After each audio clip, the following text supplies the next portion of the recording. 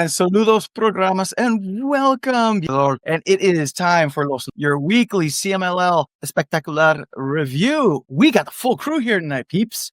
As always, is here with us. Say hi, Mikey. Hello. And we have a returning Papa also with Papa also. Say hi to everybody. Hello.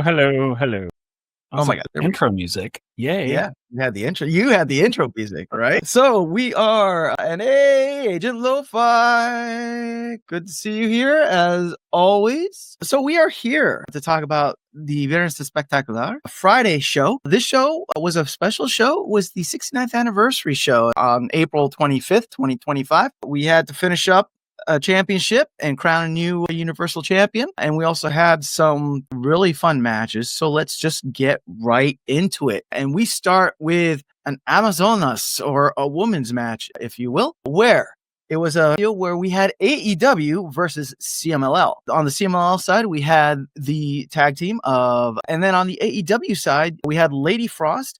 And substituting for Taya Valkyrie, we had friend of the podcast and most awesome Billy Starks. I was so excited to see Billy Starks in there. It was great. I love it. I wrote this on my Blue Sky, but when my favorite North American wrestlers show up in CMLL, because it looks like they have so much more fun down there. And this is no different. Both Lady Frost and Billy Starks look like they had a lot of fun. But let's talk about this match. So we had Lady Frost and Zoxie start us off. Lady Frost hit a beautiful on Zoxie's, tossing her out. This brought Billy Dark's Silhouette into the ring. They traded some great tech reversals and roll-ups. Zoxie's and Dark Silhouette then ends up taking control. We get a vicious backbreaker on Lady Frost, and Zoxie's and Dark Silhouette start showing their true colors by singling out Billy and just starting to beat on her. We had another momentum switch when Billy hits a beautiful swinging DDT on Zoxie's. This led into Billy then hitting Dark Silhouette, who was outside of the ring, and Lady Frost hitting a tornado on Zoxie's. Another slight momentum change where we think that Zoxie's and Dark Silhouette are going to get the pin. But oh no, because when Dark Silhouette and Zoxie's try to do their planchas off the top rope, they AEW. I thought this was a fun match. My only complaint was I felt like it was a little short. You know what, Papa, also, we haven't heard from you in like a month and a half. Talk to us. Well, I have been gone for a while, so I have to say that let me go ahead and get my normal stuff out of the way. Anytime the Amazonas are fighting, it is a great day. I love them all. And this was a fun match.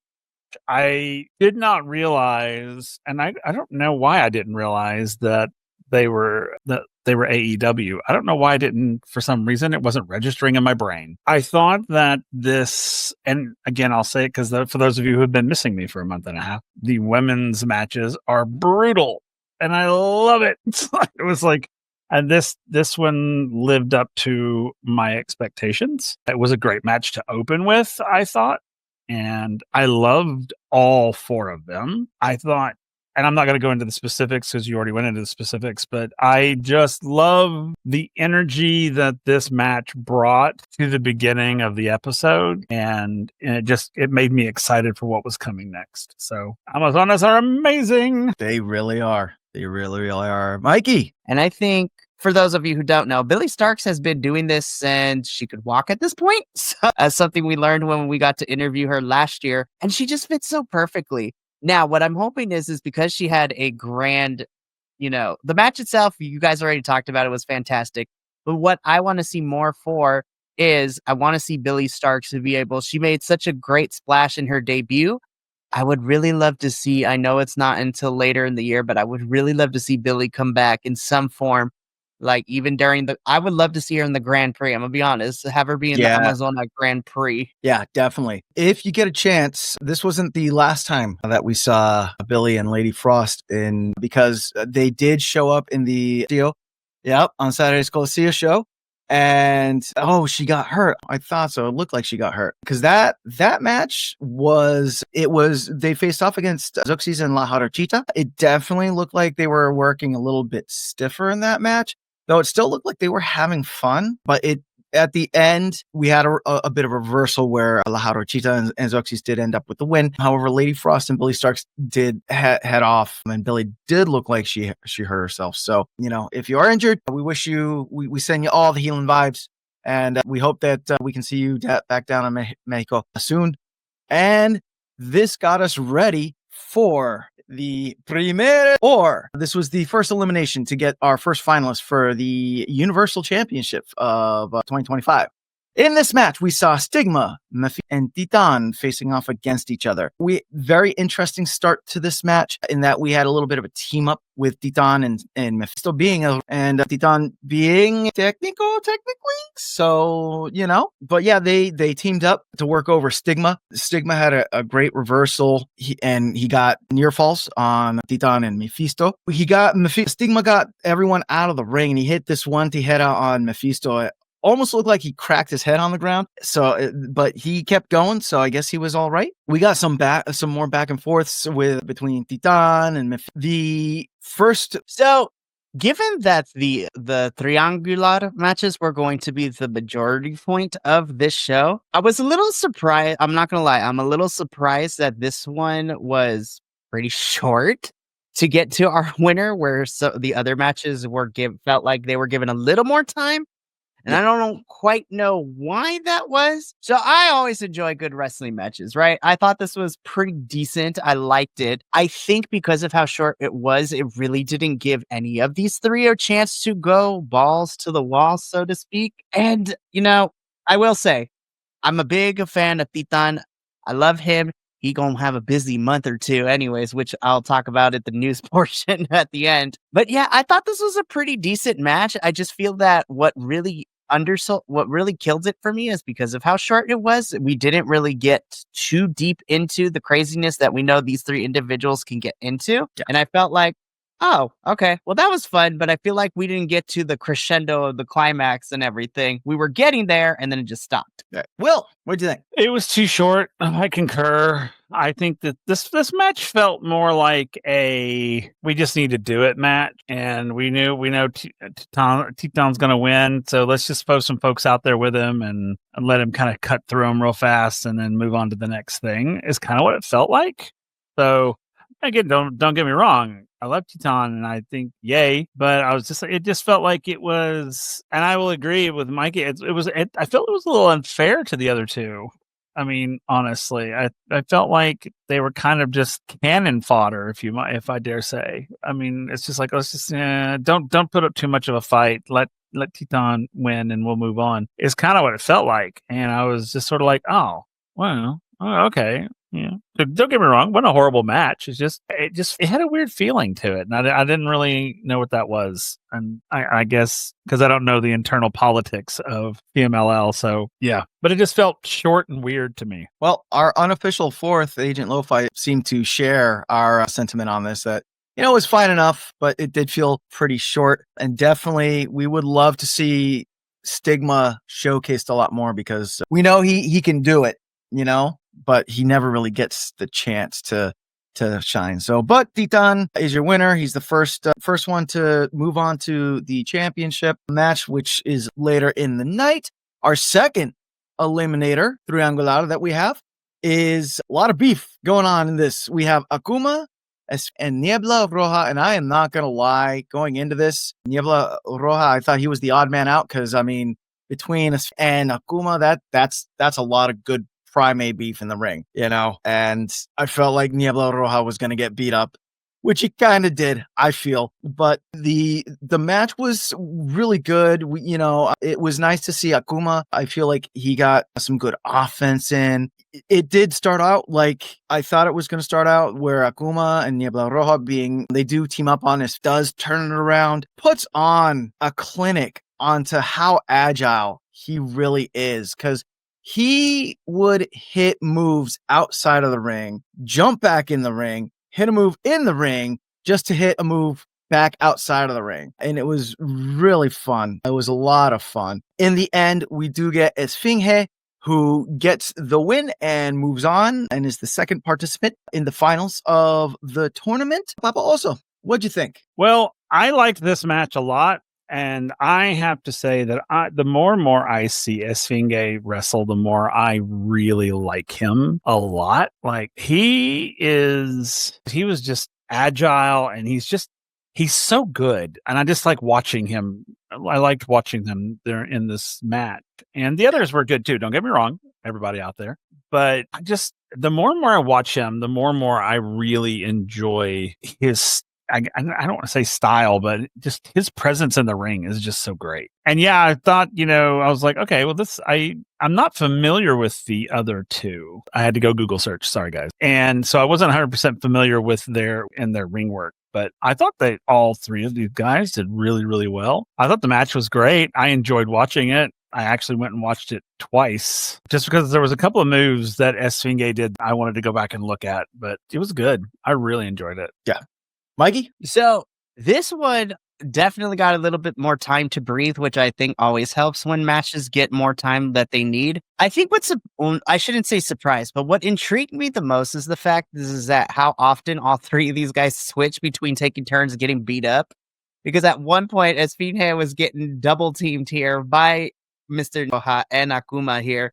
And then the roles were reversed where I was getting beat up on as well. We've had this conversation, over the last couple of weeks, even to a month between you and I, and with Agent Lo-Fi, that it's been really fun to see Akuma get to this point. Now he's a champion. He's only 3 weeks into being a champion at this point, Yep. And then he gets thrown into these elimination matches and Triangulo finals to get into the final match. So it's been really fun. And I've been really enjoying his style of wrestling too. But of course, I got to go with my boy Esfinge. I was just like, because of how often we get to see him, not just here in CMLL, but also how often he goes to, which we'll talk about later, probably over in MLW, to get to see him wrestle over there as well has been a lot of fun. So I thought this was a very fun match to watch. It was definitely given the time to breathe. And you know what? I was not mad at the result. Honestly, I would have been fine either way for any of these three, but I was not mad at the final result. We will share your hot take there, Agent Lo-Fi. Akuma should have won the whole thing. A hot bias take. I'll be honest. Going into this, I either wanted to see one of two ways that this whole tournament could end. Either A, I wanted to see the Hermanos Chavez facing off against each other, or I wanted to see Akuma pick up the Universal belt. Neither of those, of course, happened, but here we are. So Esfinge moves on. He's your second person going into the finals of the Universal Championship tournament. I do want to talk about something really quick about these first two matches, my good peoples. So our referee, Infante, was he counting wonky, or was it me, Will? Oh, yeah, it was. Okay. It wasn't just you. Okay, good. Mikey, what? I'm not crazy, right? No, I was just like, hold the phone. Like, what is... Okay, here's the thing. I'm used to weird ref counts, especially over, Mania weekend for all the shows we watched. There were some questionable ref choices. I felt that I was watching this in slow motion because I'm like, sir, what are we doing with these counts? They were either really quick where we almost got a 3 count in the point where it wasn't supposed to. Yeah. God bless this man's soul, but I was just like, that age was showing because I was like, at the slow counting, to me at some point. I'm like, sir, we're kicking out at 1.5 at this point. Like, what is going on? Yeah. You are right, Agent Lo-Fi. Lucha refs are a different breed. They are fun. I just, I had to point that out because that is one of the differences that you do see between your US shows. It adds to the fun. So this brings us to our last triangulo to figure out who's going to be the last person going into the T, where we saw Flip Gordon facing off against Euphoria, facing off against Angel de Que Manito and Que Monito and Que Malito, both out at the ring as well. I kind of felt bad for Flip because, Flip went in, Flip did what Flip do, and then Flip another day. Yeah, he looked good while he was in there, but Euphoria was kind of like, nope, bomb, and and pinned him for the 1, 2, 3, which left Angel de Oro and Euphoria. We had a new ref start in this match. We had Olympico and his at the end of this match, we had a very third 3 count where Angel de Oro did end up with the win, pinning Euphoria, but I don't know if Euphoria didn't hear the third count or it was like an off count or something like that. But there were little shenanigans. But Angel de Oro does pick up the win in this. Papa also. This one, I think this was probably my favorite out of the three. This one was, I felt that it was a little more, poor Flip. He's like, I'm here and I'm gone. But, hey, that's okay. It was funny. The funny thing about the first two is I totally picked the winner in the first two. I did not pick the right person. And for me, this one felt the strongest out of the three, even with, Flip coming and going so quickly. But I thought it was really good. I really enjoyed this one. Like I said, this is my favorite one out of the three eliminations. All right. Mikey. To me, this was the most Lucha Things match that Lucha Things were happening. I'm biased as hell. I love me some Flip Gordon. I am unapologetically a Flip Gordon fan. But yeah, as quickly as he went in, he went out. I'm not going to lie. I kind of had Euphoria winning this thing. At least that was my pick, given the fact of the trajectory of where we have gone post being demasked at the anniversary show in September. Okay. But you know what? I am so happy that Angel did pick up the victory because every single week, man, there's just a little bit more of me becoming a bigger and bigger fan of Angel. Though I will say, I do agree that the finish was kind of botchy, but honestly, like, because of how much wrestling I watch, I'm like, yeah, that tracks. I've watched enough wrestling where the probability and the algorithmic of like mistakes, I was like, it happens. I'm not like most folks. It's like, oh my gosh, it was the worst thing ever. I'm like, I watch way too much wrestling. I have to learn to pick and choose what I care about the most, and botchy finishes like that don't really register on my radar as much anymore because I was still very entertained. And one little botch is not going to take my enjoyment out of it. So I was happy to see Angel pick up the victory here. It would have been kind of epic if him and his brother made the finals because then it was just like the drama. But that is okay, though. At least we got one Hermano Chavez brother in this. And so I could have been happier. I also thought Euphoria was going to win this one. I really did. Got eliminated. I was like, oh, Euphoria. Your bracket, you're just like, yeah. Yeah. I was like, Euphoria. Euphoриa's got this. I was like, And then I was watching it and I was like, well, maybe not. I was like, oh, what's. So yeah, it really caught me. It pulled me in. Yeah. Like always, and again, it might still be because we're still so brand new, but it's always nice to have these endings surprising us. So much of other wrestling that we watch is kind of like, yeah, we kind of know what the outcome is gonna be. So to be able to go into this and be like, we think, oh nope, never mind, we'll rip that up and yeah. So. And yeah, Lucha Things. Wow. All right. So if you are enjoying what you are seeing, we do all the wrestlings. I'll tell you what, if you enjoy what you're seeing, find us on the interwebs because we are out there, probably watching us right now. We are on the Blue Skies as well. We got merch over at bcwrestlepod.creatorspring.com. And, if so inclined, we do have a Patreon as well. You could always join us. It's at BC WrestlePod. Every little bit helps. And really quick, just to kind of promote what the rest of the stuff that we have going on this week, we are going to be reviewing the Mystery Wrestling 15. This is Evil Uno's very fun time. I believe it's going to be JVL that's going to be doing that one there, Faye? Yes. So JVL is taking the lead spot for Mystery Wrestling. So he is bringing this to BC WrestlePod. We've been working on this for a very long time. And so he's going to be taking the lead. I will also be there tomorrow night, to be the secondary banana, if you will. I am the John Silver to his Evil Uno in the review. Excellent. So that'll be at 10:30 p.m. Eastern Standard Time, 7:30 p.m. Standard Time. On Friday, May 2nd, we have our TNA Rebellion review. That'll be at 12 p.m. Eastern Standard Time and 9 p.m. Pacific Standard Time. And then Sunday will be our normal WWE Dual Dynasty review, where we review both Raw and the SmackDown. That will be at 8:30 a.m. Eastern Standard Time, 11:30 a.m. Pacific Standard Time. Switch those. So yeah, switch those around. No, I'm not going to switch it.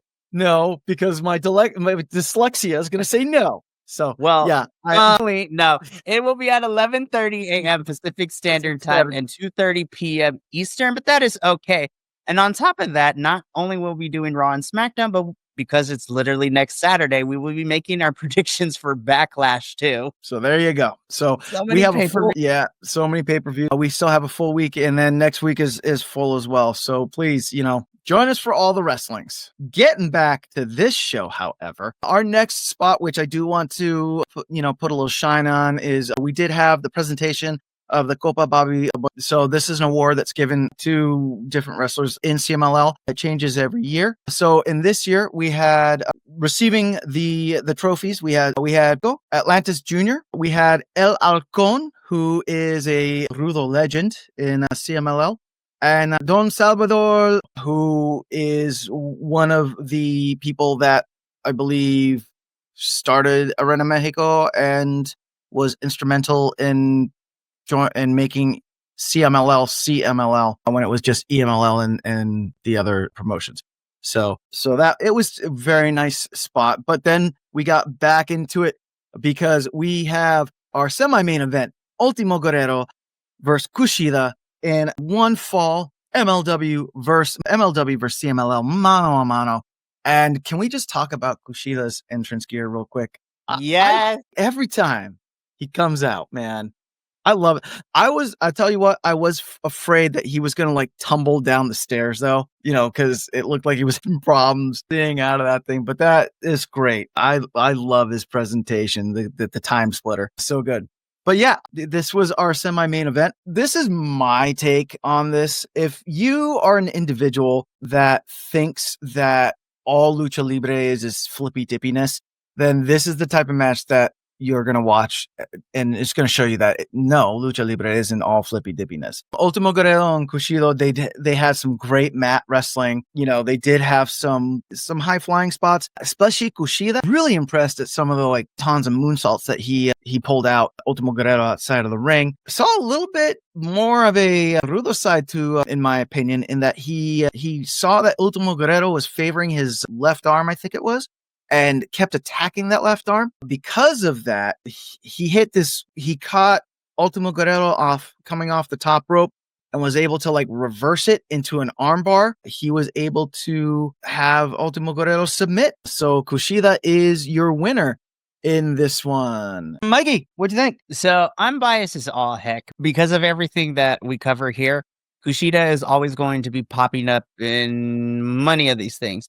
Will and I have gotten a very fun, for me, Will and I have got to experience a little bit of Kushida in his stint with TNA, especially when he was going up against Jonathan Gresham, and he came out as a different version of Time Slitter Kushida with all the drawings of the talismans and stuff that he was wearing. So that was cool. But yes, first and foremost, this Marty McFly aesthetic that he has been going with for years now is so much fun to watch. Yeah. It is so good. And you know what? I think for anybody who is not up on, because mostly he's been a New Japan staple, now kind of coming back into the New Japan and as working elsewhere as well. I think this was a good reintroduction to people. Be like, oh yeah, Kushida is, amazing. And it is all these kinds of things. I don't necessarily agree that it was more Bruno tendency, but it is more of an intensity, especially with Kushida being so focused on, working an injury. But that also kind of goes aside with what we normally see in New Japan, whether they are the good guy, the bad guy, or the in-between.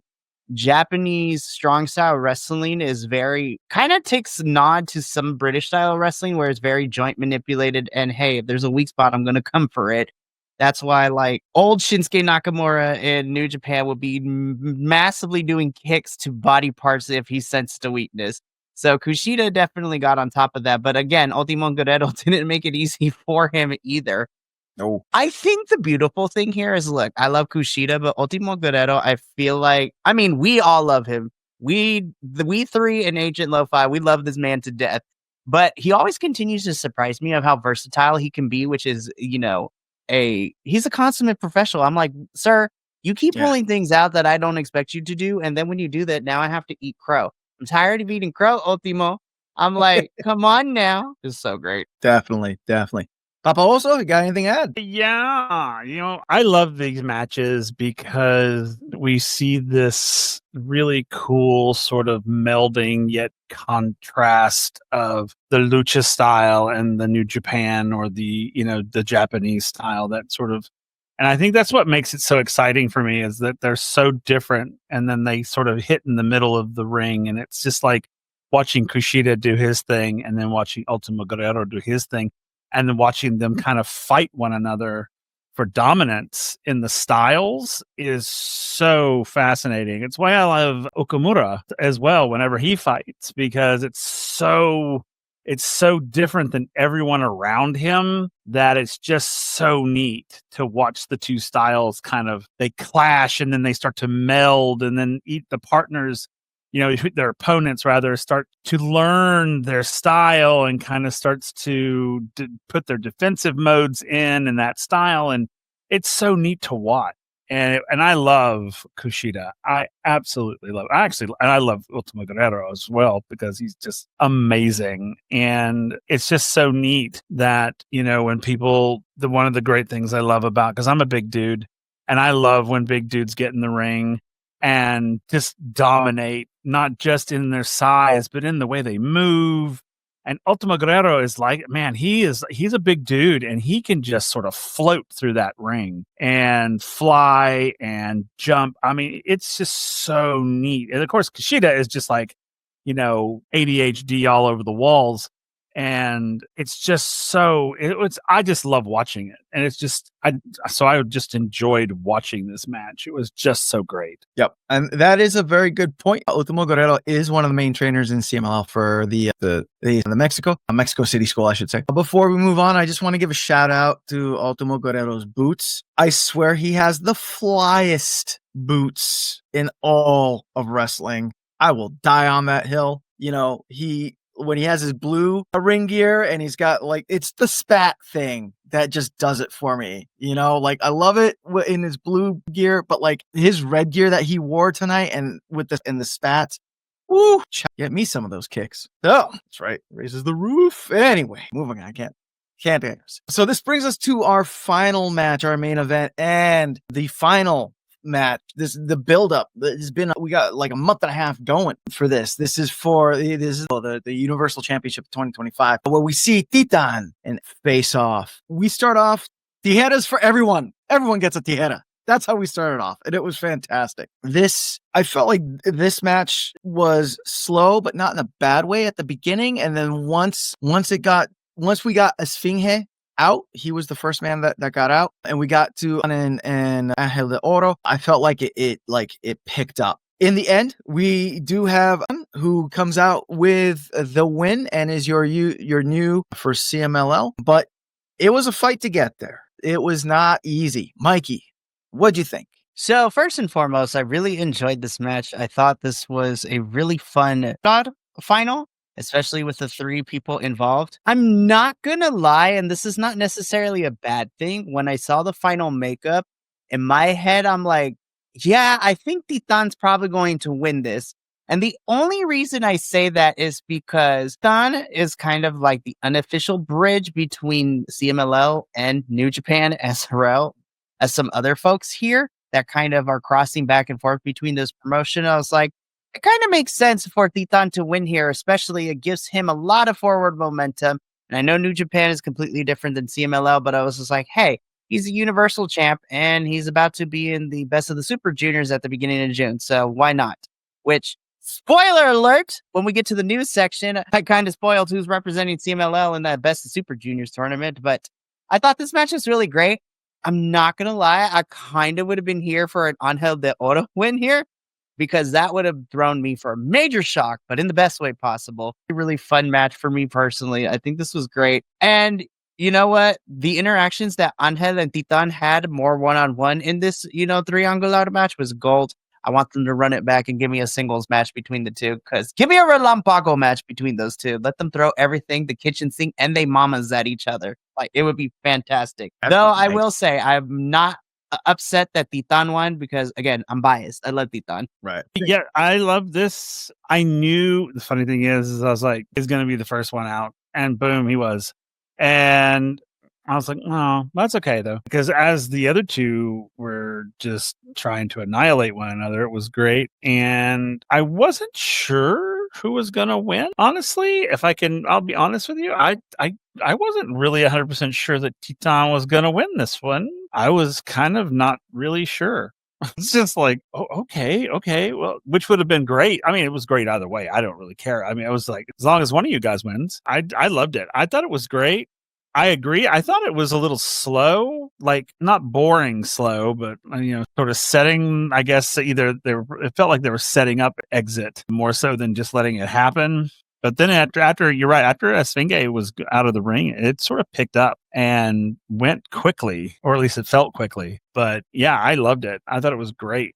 And yeah, I celebrated when Titan won because that's kind of who I wanted to win. So yeah, it was good. I really liked it. I thought it was a good end to the evening. So yeah, that's me. I mean, any one of these three coming out a winner was going to make me happy. I personally thought Esfinge was going to pull it out. I was proven wrong. Seeing Titan walk out, I gotta really shout out though the end where Titan, he went for a leg lock, which I held the order reversed into his mesadora, and which he connected and was able to stand up with it. But then Titan was able to reverse that into his own version of the mess. I thought it was just a really cool ending. And also at the end, we do get Titan and Angel hugging it out, showing us that camaraderie, which was really cool.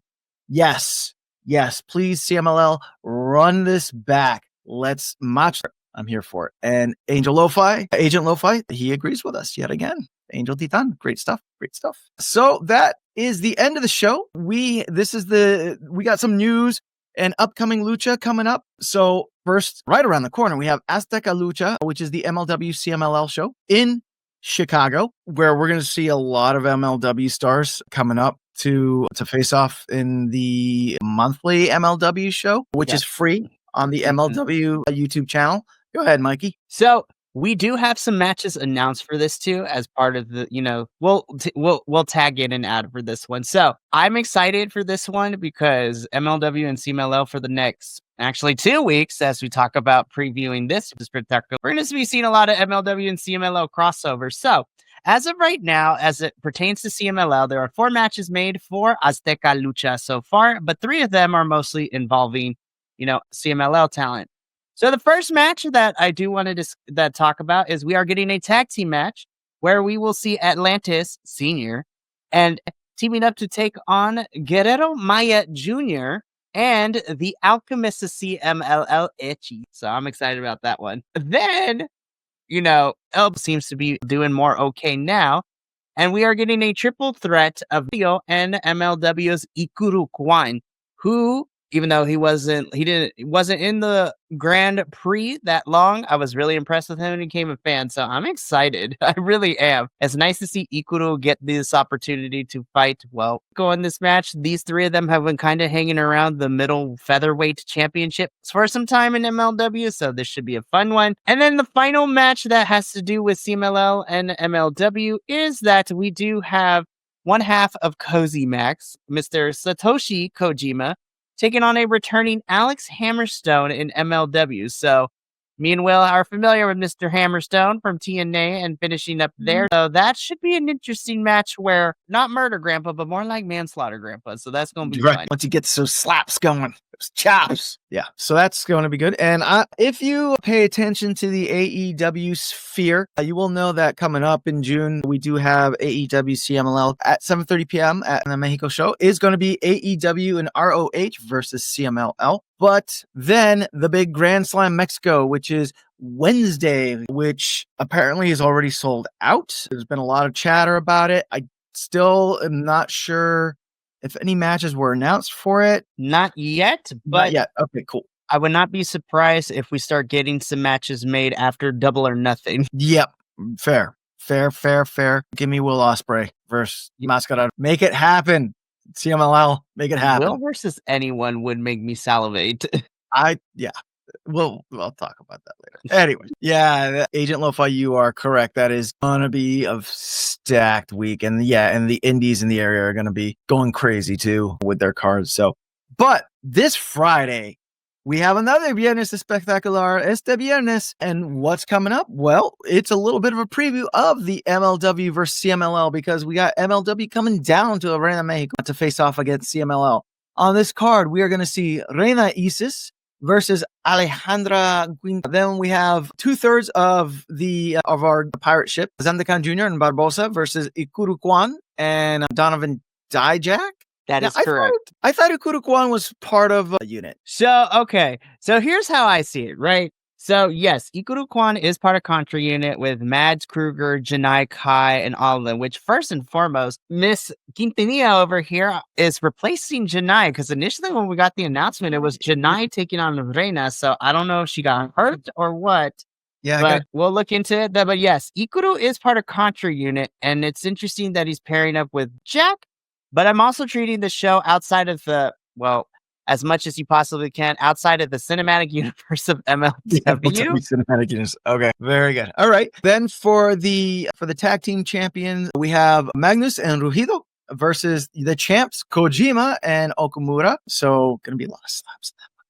Give me bread. We have Neon versus Paul London. Gonna be interesting to see how Paul London handles Rampago, especially against Neon. It's gonna be interesting. And then for the open weight MLW championship, we have Ultimo Guerrero versus Matthew Justice. Will Ultimo Guerrero be able to overcome his arm injury and actually beat Matthew Justice for the MLW championship?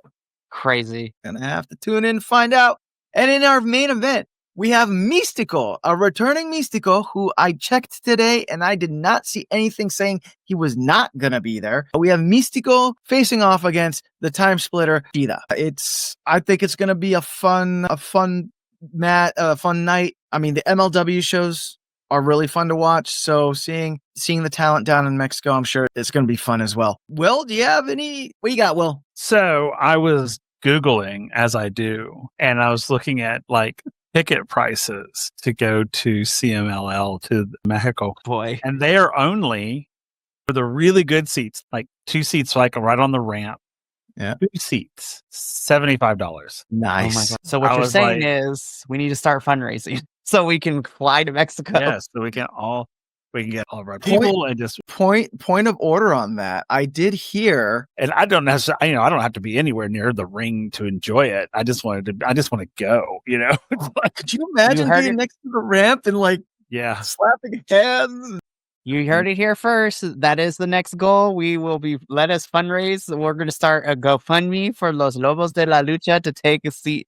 Mexico City. Yeah. And thank you for that tip, Agent Lo-Fi. The AEW prices were under the Aniversario prices, which is the biggest show for CMLL, but higher than a normal Friday. Yeah, Friday, Tuesday, Guadalajara, Puebla, man, I just want to go see some CMLL in Mexico. But Mikey, you got anything left to finish us off? Oh yeah, I only have 2 other bits of news too. So we already talked about Azteca Lucha with CMLL and MLW happening Saturday, May 10th. But really quickly, as I mentioned earlier in the review, Titan is our CMLL representative for New Japan's Best of the Super Junior tournament. So he will be participating in there for a shot at the Junior World Heavyweight Championship in New Japan. I also want to give a shout out to Templario, who, wasn't able to capture the title from El Desperado after being beaten with not one, but which is, El Despi's finisher. Templario's going to be a busy boy. So he's going to be in that triple threat on Saturday, May 10th. But the night before, he will be in Ontario, California, which is kind of in my backyard, which is an hour and a half away. He will be teaming up with his New Japan United Empire stablemate, TJP, Mr. TJ Perkins, to take on West Coast Wrecking Crew for the Strong Openweight Tag Team Championships. And your boy is going to be in the building. So I get to see Templario wrestle live. And I will take all the pictures and probably be a puddled mess by the end of it because that match is going to slap. Nice. You got to make a file and label it Papa also and send those specifically to him. Well, yes. Listen, you can only see our group chats. Hey, it's no secret, It's no secret. Papa also has professed he would deliver, or he would hunt Templario's babies. So, He's indeed. Yes. And he is a very fine little piece of meat. going on there. Yeah, that's the show for tonight, y'all. So thank you. Thank you, Agent Lo-Fi, as always, for coming. We got a really fun show coming up this Friday. If y'all get a chance, check out the CMLL YouTube. They do post some of the Guadalajara and shows. They will post them up there for free, but you can still watch some CMLL there. Also, there are other shows that you don't need to speak Spanish to enjoy the lucha. You can just watch it. But from us here to you, we all hope that we get to hang out again. We hope to see you all soon. Let me get this outro going. Thank you so much for tuning in to another Vibe Tribe production. What's going to happen next time? Well, you're going to have to tune in to find out. But until then, remember, take care of yourself, love one another, and as always, make sure that you keep the good times rolling. Thank you for being here, and we'll see you next time.